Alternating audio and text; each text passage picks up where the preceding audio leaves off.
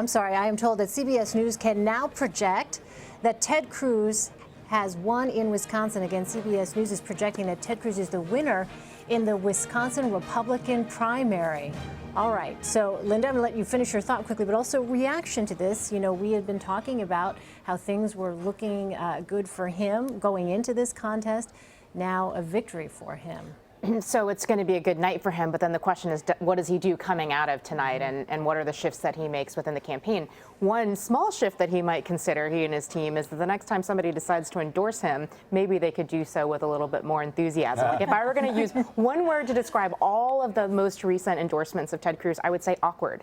It's part of this whole dynamic where people don't really like him, but they feel like he's better than Trump, so they've got to get behind him. But there's certainly one place to start there. Walker was the first time I had actually seen an endorsee or a supporter of Cruz campaign for him. Yeah, exactly. I mean, Lindsey Graham held a fundraiser, but he didn't campaign for him. I do think, though, if Cruz does put a big margin up, I think people will start to coalesce around him more so. And I think that makes it very problematic for Kasich moving forward. As Steve mentioned earlier, this was supposed to be his home turf. I remember following Kasich when he came in second in New Hampshire and said, once we get to Michigan, that's where we're going to do well. And every time it's kind of moving the goalposts. So I think this is going to make it certainly much harder for him, especially if Cruz is starting to coalesce the party behind him. But Kasich is doing the party a bit of a favor here. I mean, there was a Quinnipiac poll that came out about 10 days ago that showed that a plurality of Kasich's voters, their second choice is actually Trump. Yeah. So had he dropped out tonight, I mean, it'll be interesting to see how the final numbers tally,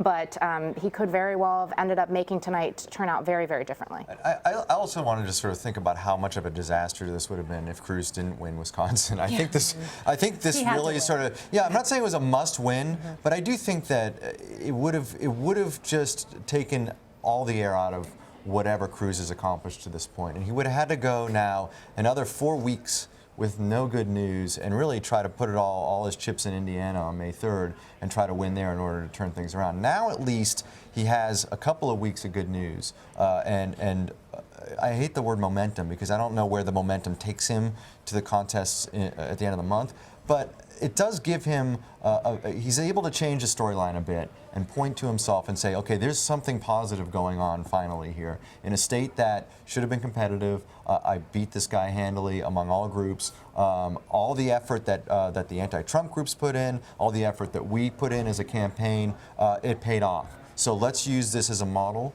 in states that are going to be competitive moving forward, Indiana, Nebraska, and let's try to build on this. If he lost here, he would not have been able to say that. Yeah, I mean, Leslie, when you look at that graphic that we just had up of how Cruz won, we talked about evangelical voters, but the margin for some of these other topics, so let's put that graphic up.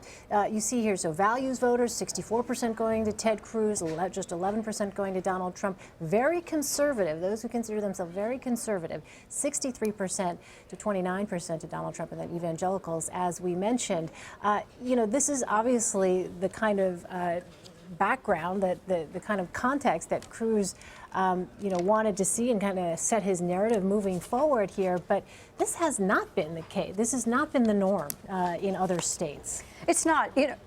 And it's until you get in there and really kind of talk to some of these voters and really kind of understand the impact. I don't think the abortion issue helped Donald Trump at all, especially when you're looking at values and faith-based voters. They do not want to see an equivocation on life issues. I mean, you got to know where you stand. You can't take a hesitation on that.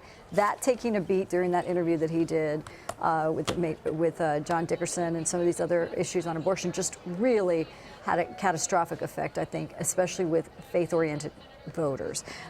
Ted Cruz is a direct benefactor of that. Again, in many cases, I continue to suggest that they're holding their nose and saying, okay, he's the right one right now. And in many cases, there's a lot of grumblings among delegates that I'm hearing about when I talk to party leaders that are just frustrated on both sides, not particularly excited about Senator Cruz, certainly don't even know how to play. They're just trying to keep and maintain control of their party infrastructure and their delegate infrastructure. So when they say they're scared, I think they're scared about their own position within the state party system. They don't even know who the leaders are going to be to tell them how to vote. So there's so much disorganization right now. This is taking a little bit of control back. Caitlin, you want to say It's something? so interesting too, because you do have that internal problem, and they're also looking at congressional races coming down the pike. I mean, there's now talk of the House being in jeopardy, which no one was imagining. I mean, the Senate would have been an uphill battle in the first place. So that's something else people are starting to consider. And I've talked to a lot of Republicans who say, look, again, yes, we're holding our nose with Cruz, but at least we know where he is on every single thing. Yeah, exactly. And so I think you're going to start to see that come into play as far as the delegates are kind of thinking about going forward. Yeah, I mean, I guess I look at that, the list there, and we had conversations in the past, I think what's so striking to me, we had conversations in the past about how Donald Trump seemed to be able to reach across various sort of traditionally thought of, you could look at someone and say they are not going to vote for someone like Donald Trump because of the social issues. They are evangelical. They're not going to see someone who is like-minded in a person like Donald Trump. You are talking about these social issues. We're a minute away, by the way, from Ted Cruz, so we'll of course go to him just as soon as that happens. But this is now sort of this is what Ted Cruz wanted to see, but he hadn't seen that before. No, and kind of to your point about that's what they thought. So Donald Trump, excuse me, it's getting late. Trump here. might be nominated. Trump might be nominated the next time. Donald Trump was definitely the outsider, and he had everything and the kitchen sink thrown at him this week, but so did a lot of people compared this to Ronald Reagan in 1980 when they said he's going to cause World War III, voodoo economics, he's just a B-list actor like he's just a reality star, he doesn't know what he's doing. People liked his leadership style. They didn't care so much about the solution. They trusted his judgment. This last couple of weeks, that question of judgment, does he have the temperament to be president, is really, I think, the pall. Again, I go back to that, is everybody's going to give him the benefit of the doubt until they don't.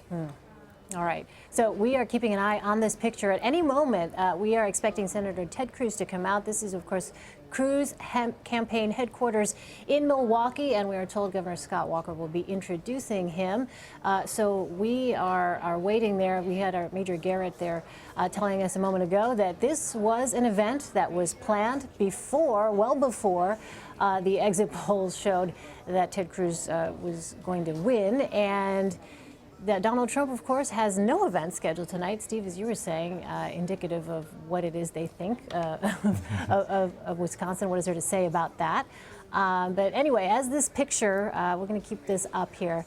As this picture stays up, let's talk about that, though, because I think the expectations, it's interesting, Leslie, you talk about how they'll overlook sort of the lack of specifics when it comes to policy, because I feel like that's the question we kept asking about Donald Trump. At what point, if any, is he going to be required to give specifics, right? And so now we start to see a little bit of this specific policy discussion, and I'm being told that CBS News can now project on the Democratic side, Bernie Sanders is the winner in the Wisconsin primary. Again, CBS News projecting that Bernie Sanders is the winner in the Wisconsin Democratic primary. So, Linda, you've been talking all night about how Wisconsin seemed to be Bernie Sanders territory, and now here's a victory for him. Yeah, exactly right. No surprises here. I mean, it's an electorate that's very favorable to him. It's a process that's very favorable to him. And we saw earlier when discussing from the exit polls what issues really matter to Democratic voters, they were right up his alley. You're talking about, the economy and income inequality, all the things that he's been really hammering on and that are really central to his platform. Is a victory just a victory? Does it need to be by a certain margin here, Steve, do you think, for it to be considered a true victory for Bernie Sanders? I mean, 53-47 is not going to really, again, gain him many more delegates than Hillary Clinton. The way the Democrats allocate their delegates is a proportional method. And so she will get a lot of delegates here, 47% of the vote, 45%, whatever it winds up being. She'll get a significant number of delegates. She is over 250 pledged delegates ahead of him. So he is not going to come near to closing that gap by winning by 6-8 points in these races. He needs to win big. And win big from now until the end in order just to catch up to her, not even taking account the super delegates, just in pledged delegates. And so, yes, again, moral victory for him. Any gain on her is a gain. They can say, look, we're closing the gap. But this is every election, every primary, every caucus that the Democrats have, where he's not winning by huge margins.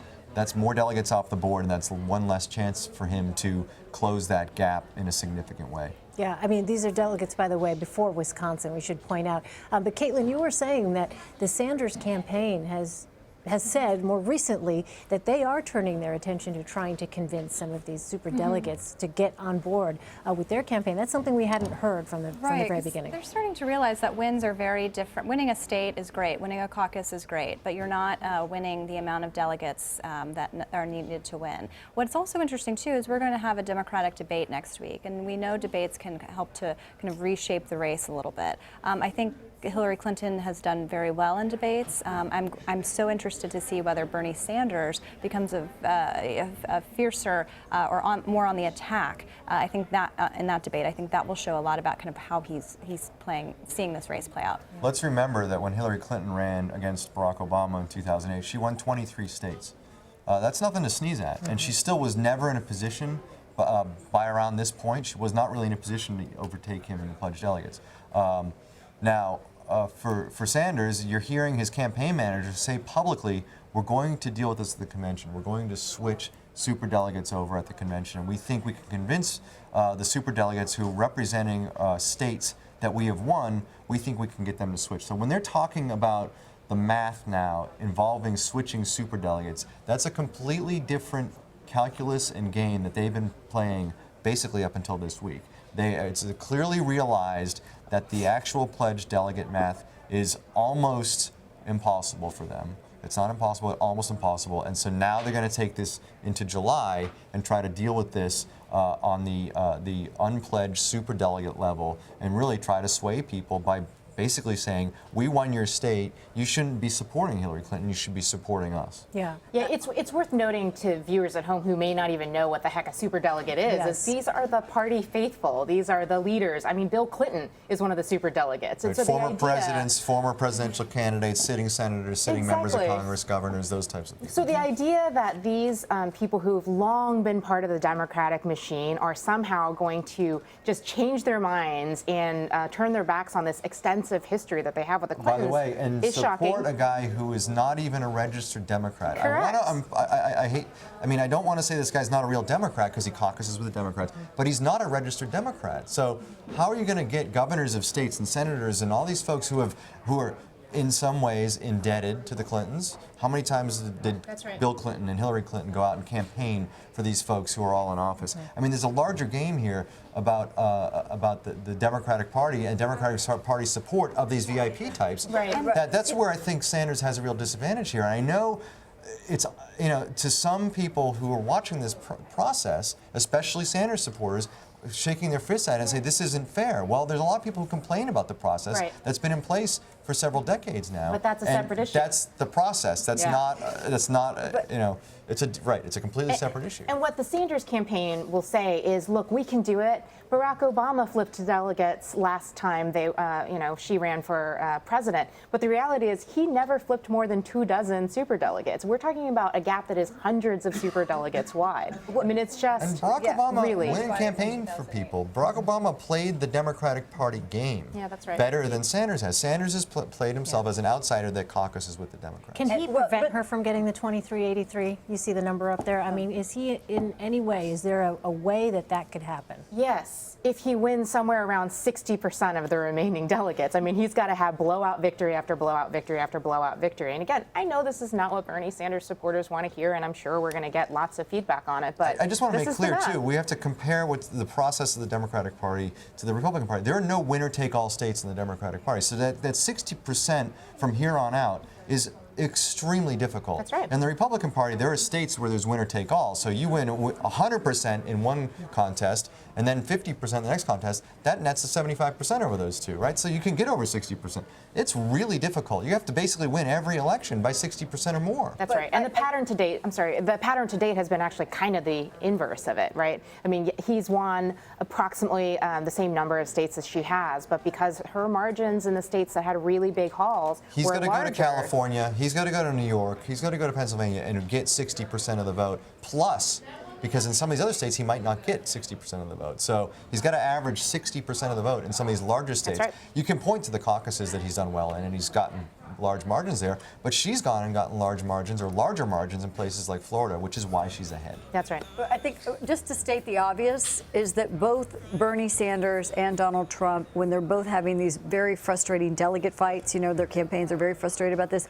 Both of them thought about third-party candidacy. So this now they can't be upset that the party delegates of the party they ultimately chose don't fall in love with them, you know. true. And so that's kind of the obvious.